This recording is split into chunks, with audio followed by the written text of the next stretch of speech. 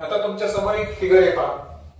हे फिगर यामध्ये तुम्हाला बरेच उदाहरणं पाहायला मिळतील जे ऑर्गॅनिझम कशाला बिलॉंग करतात, किंगडम मोनेरा. यामध्ये पहा क्लॉस्ट्रिडियम टेटॅनी असेल, त्यानंतर व्हिब्रिओ कॉलरी. कॉलरा आजार माहिती तुम्हाला? तर कॉलरा आजार होण्यासाठी कारणीभूत असणारा बॅक्टेरिया आहे तो व्हिब्रिओ कॉलरी. त्यानंतर हे क्लॉस्ट्रिडियम टेटॅनी जे आहे ना, तर क्लॉस्ट्रिडियम आपल्या स्टमक मध्ये असतात.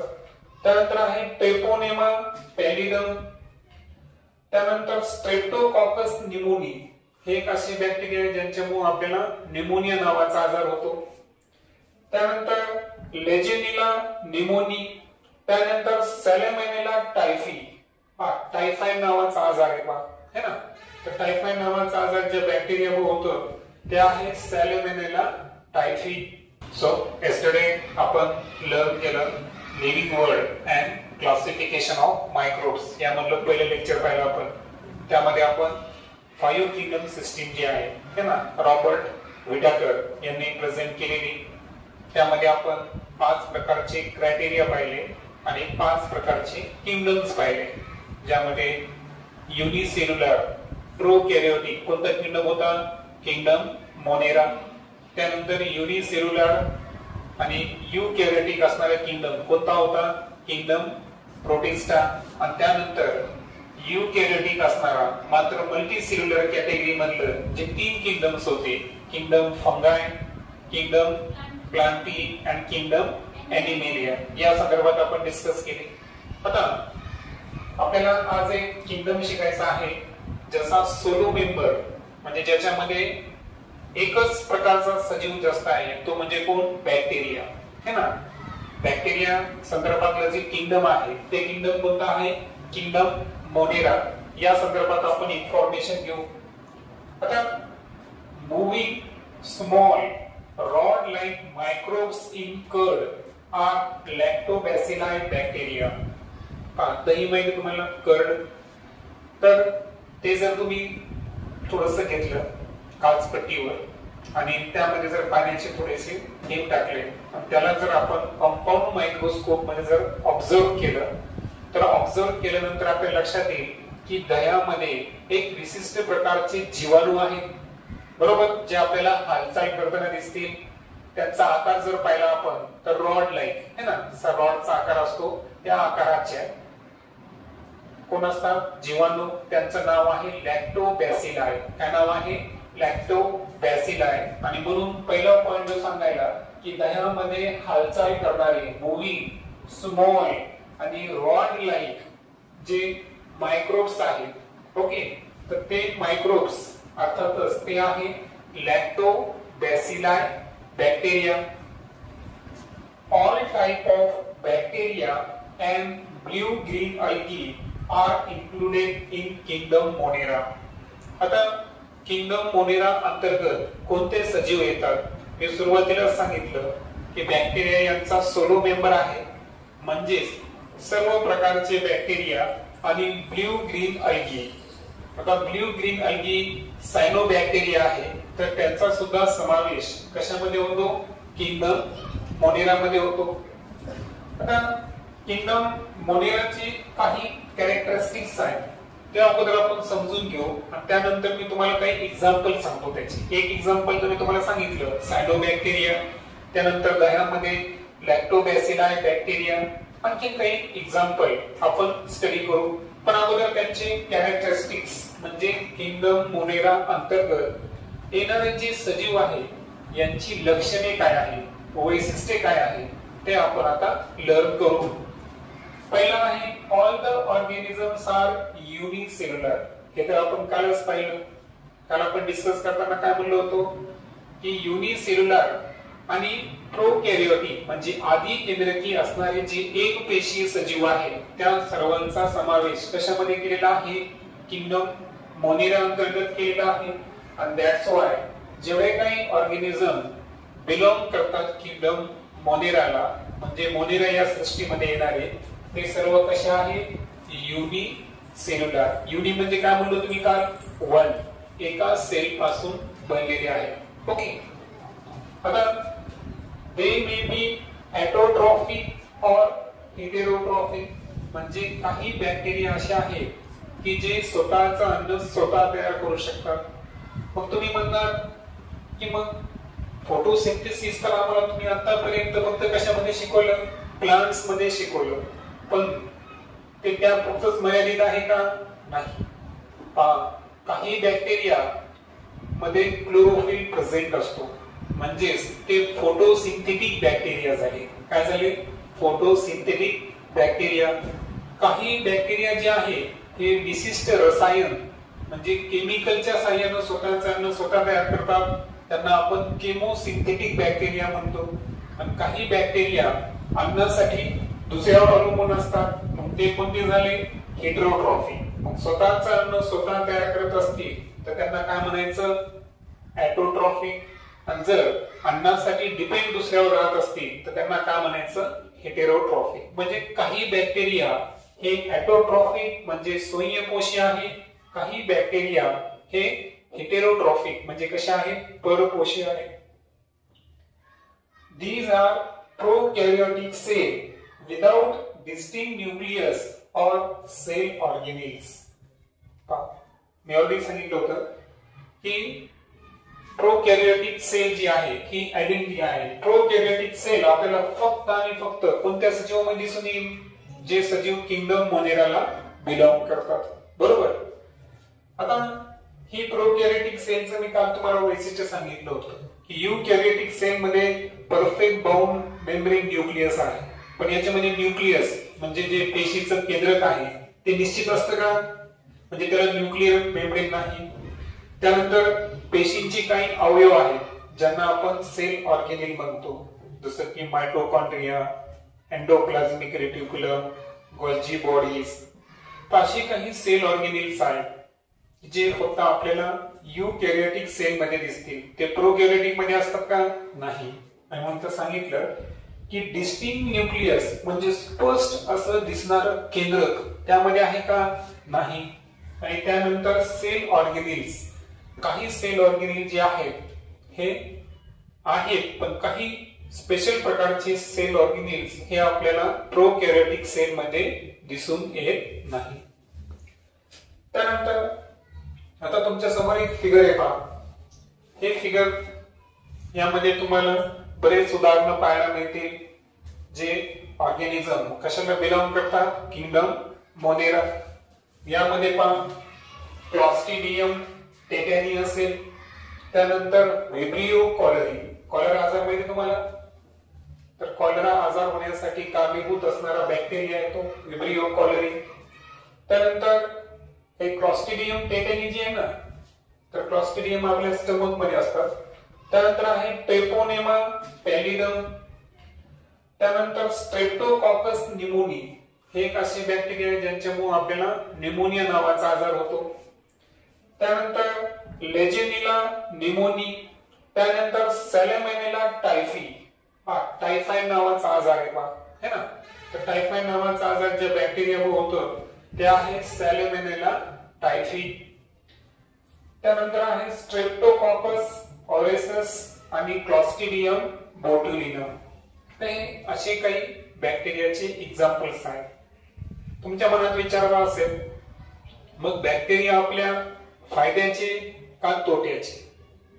आपण तर म्हणतो की आपल्या स्टमक मध्ये सुद्धा बॅक्टेरिया आहे, दह्यामध्ये पण बॅक्टेरिया आहे.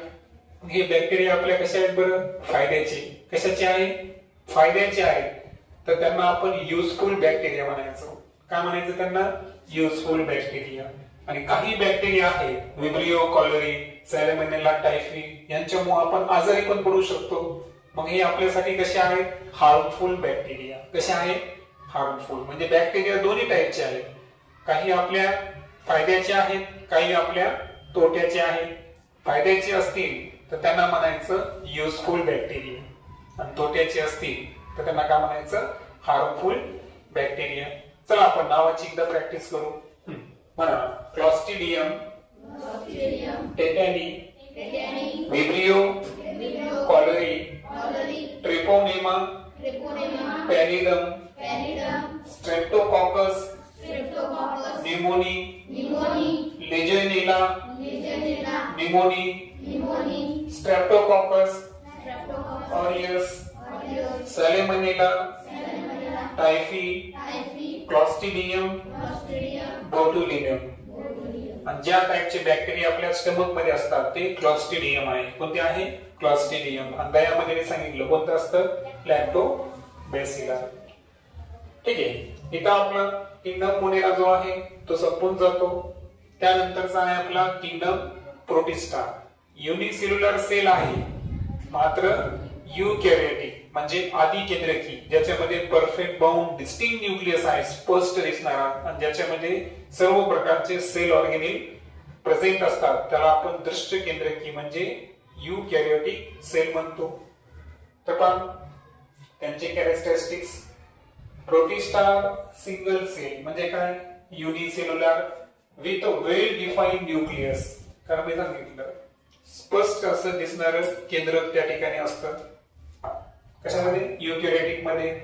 क्लोज इन न्यूक्लियर मेम्ब्रेन म्हणजे केंद्रक आहे ज्याच्यामध्ये क्रोमोझोम असतात, न्यूक्लियोलस असतं. तर हे जे केंद्रक आहे ना त्याला बाहेरून एक आवरण आहे. जसं पेशीचं सर्वात बाहेरचं आवरण कोणतं आहे? Cell membrane. हे कोणामध्ये आहे? एनिमल्स मध्ये. पण प्लांट आणि फंगाय मध्ये जर पाहिलं तर त्याच्या बाहेर सुद्धा एक आणखी लेअर असते, ती कोणती आहे? Cell wall. म्हणून आपण असं म्हणू शकतो का बरं सर्वच सजीवांमध्ये सर्वात बाहेरचं आवरण पेशी भित्तिका किंवा सेल वॉल असते, असं आहे का? नाही. सर्वात बाहेरचं आवरण जर एनिमल मध्ये विचारलं तर तुम्ही काय सांगणार? Cell membrane. पण फंगी आणि प्लांट्स मध्ये जर विचारलं तर काय सांगणार? Cell wall. कारण सेल वॉल ही एनिमल मध्ये काय असते? अब्सेंट. ओके. पण सेल मेम्ब्रेन प्रत्येकामध्ये असतं. ओके. आणि न्यूक्लियर मेम्ब्रेन म्हणजे समजलं का तुम्हाला की न्यूक्लियस जिथं संपायलं त्याच्या सर्वात बाहेरचं जे आवरण आहे. कारण आपल्याला माहिती आहे पेशीचं सर्व कार्य नियंत्रित करण्याचं काम कोण करतं बरं? पेशीचं केंद्रक करतं. बरोबर आहे का? आणि त्या केंद्रकाच्या बाहेरचं जे आवरण आहे त्याला काय म्हणायचं? Nuclear membrane.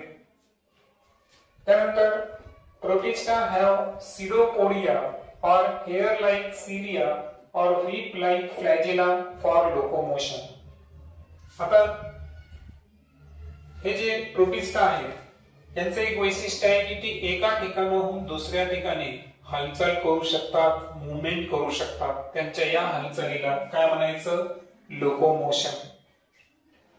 त्यामध्ये सिडोपोडिया तुम्हाला कोणामध्ये पाहायला मिळेल? अमिबा. अमिबा काय करतो? त्याला जे अन्न मिळलं त्या अन्नानुसार स्वतःचा काय करतो? आकार बदलतो. मग स्वतःचा आकार बदलत असेल तर त्या प्रोसेसला काय म्हणायचं? सिडोपोडिया. हा ऑर्गन त्यांच्यामध्ये प्रेझेंट असतो. छद्मपान म्हणतो बा, त्याच्यामुळे ते अन्न जे आहे ते गिळंकृत करतो. कोण? अमिबा. त्यानंतर हेअर लाईक सिलिया. सिलिया जे आहे हे केसांसारखे भाग आहे. और व्हीप लाईक फ्लॅजेला. फ्लॅजेला म्हणजे कसं? हे पंखासारखा भाग आहे. त्याच्यामुळे बॅक्टेरिया एका ठिकाणाहून प्रोटिस्टा एका ठिकाणाहून दुसऱ्या ठिकाणी जाऊ शकतात. सो 3 प्रकारचे लोकोमोटरी ऑर्गन्स आहेत कोणामध्ये? प्रोटिस्टामध्ये. काही मध्ये काय आहे? सिडोपोडिया.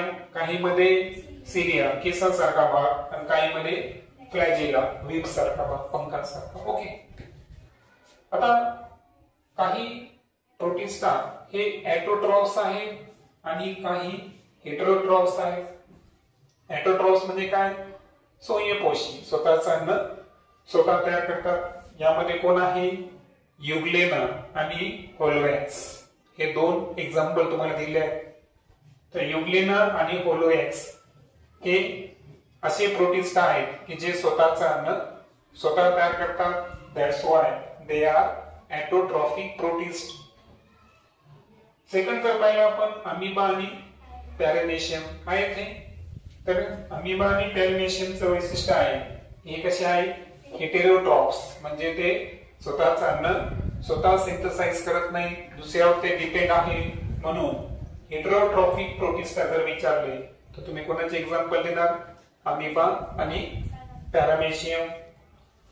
आता फिगर कडे जर पाहिलं आपण, आता आपण पाहिले ॲटोट्रॉफिक प्रोटिस्टा कोण कोण होते? एक होता युग्लेना आणि दुसरा होता कोलोवॅक्स.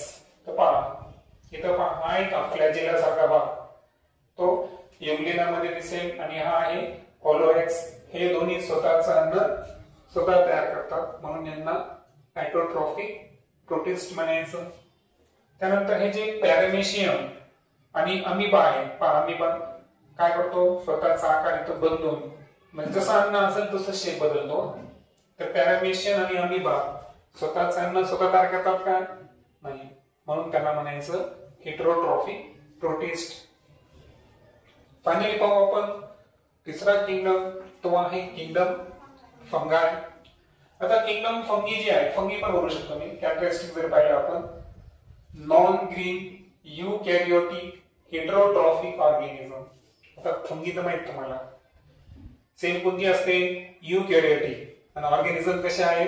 Multi cellular. मात्र एक वेगळं वैशिष्ट्य दिले, ते काय आहे? Non green. कारण काल मी तुम्हाला सांगितलं होतं फंगायचं वैशिष्ट्य काय आहे की त्यांच्यामध्ये सेल वॉल आहे, मात्र ते फोटोसिंथेसिस परफॉर्म करू शकतात का? नाही. म्हणून शब्द का वापरला? Non green. म्हणजे यांच्यामध्ये क्लोरोप्लास्ट किंवा क्लोरोफिल पिगमेंट प्रेझेंट आहे का? नाही. Most of them are saprotrophs. Saprotrophs म्हणजे काय? पादिलेबल. They feed upon decaying organic matter. Decay म्हणजे काय? डिस्ट्रक्शन, नष्ट होणे. तर जसं की मृत वनस्पती किंवा मृत प्राणी असतील किंवा झाडांचा पालापाचोळा कुजतो, बरोबर का, त्याचं डिकम्पोजिशन होतं. तर लक्षात ठेवायचं की जेवढंही डिकेइंग ऑर्गॅनिक मॅटर आहे हे ना, मृतोपजीवी असं त्याला म्हणतो आपण, तर त्याला इंग्रजीमध्ये काय म्हणायचं? सॅप्रोट्रॉप्स. म्हणजे मृत सजीवांपासून स्वतःचं न्यूट्रिशन, अन्न जे मिळवतं, तर त्यांना म्हणायचं सॅप्रोट्रॉप्स. त्या न्यूट्रिशनला म्हणायचं सॅप्रोफायटिक न्यूट्रिशन. आणि ते कोणामध्ये दिसून येईल आपल्याला? फंगायमध्ये. Their cell wall is made up of tough and complex sugar called chitin. आता फंगी जी आहेत ना, यांची जी सेल वॉल आहे, पहा मी तुम्हाला काय म्हणलो, प्रत्येक सेल मध्ये सर्वात बाहेरचं आवरण सेल मेम्ब्रेन असतं, पण फंगी आणि प्लांट मध्ये सेल वॉलच्या सेल मेम्ब्रेनच्या बाहेर पण एक आवरण आहे, ते काय आहे? सेल वॉल, पेशी भित्तिका. तर फंगीची जी सेल वॉल आहे ना, तिचं एक वैशिष्ट्य आहे की ती थोडीशी टफ म्हणजे कशी? थोडीशी कडक आहे आणि ती एका कॉम्प्लेक्स शुगरची बनलेली आहे. शुगरचे दोन टाइप्स असतात, सिंपल आणि कॉम्प्लेक्स. पैकी एक कॉम्प्लेक्स शुगर पासून ती बनलेली आहे आणि त्या कॉम्प्लेक्स शुगरचं नाव काय आहे? कायटिन. काय नाव आहे? प्रोनाउन्स करताना चिटिन दिसेल तुम्हाला, पण ऍक्च्युअल त्याला चिटिन म्हणायचं का? नाही, it is a chitin. Okay. Then आता इथे एक एक्झाम्पल दाखवले तुम्हाला पहा. तर हे एक्झाम्पल कशाला बिलॉंग करतो? फंगायला बिलॉंग करतो. त्याच्यानंतर तुमच्याकडे अजून आहेत पहा, आहेत का? तर त्यामध्ये आणखीन एक पिक्चर तुमच्या टेक्स्टबुक मध्ये आहे, बरोबर. तर आता एक्झाम्पल्सच्या अगोदर आणखीन काही वैशिष्ट्य पाहू आपण. Some fungi are thread like and many nuclei present in the cytoplasm. पहा, जनरली एका पेशीमध्ये एकच केंद्रक असतं. सामान्यपणे एका पेशीमध्ये काय असतं? एकच केंद्रक असतं. परंतु त्या काय सांगितलं की काही फंगी असे आहेत, कशा आहेत ते? थ्रेड लाईक म्हणजे दोऱ्यासारखे आहेत. And many nuclei are present in the cytoplasm म्हणजे एकाच सायटोप्लाझम मध्ये बऱ्याच न्यूक्लियस हे प्रेझेंट असतात. ओके. सायटोप्लाझम माहितीये की पेशीमध्ये जेवढं काही द्रव असतं हे ना, केंद्रकाच्या बाहेर जिथं सर्व प्रकारचे केमिकल रिएक्शन होतात, जिथं सेल ऑर्गॅनिक प्रेझेंट असतात, त्याला काय म्हणतो आपण? सायटोप्लाझम, पेशी द्रव, हे की नाही. तर या सायटोप्लाझम मध्ये एक न्यूक्लिआय प्रेझेंट आहे का? नाही. तर काही फंगीमध्ये बरेचसे न्यूक्लिआय हे प्रेझेंट असतात, म्हणजे ते मल्टी न्यूक्लिएटेड आहे. पहा, एकच केंद्रक असेल तर त्याला शब्द आहे युनि न्यूक्लिएटेड. युनि म्हणजे काय?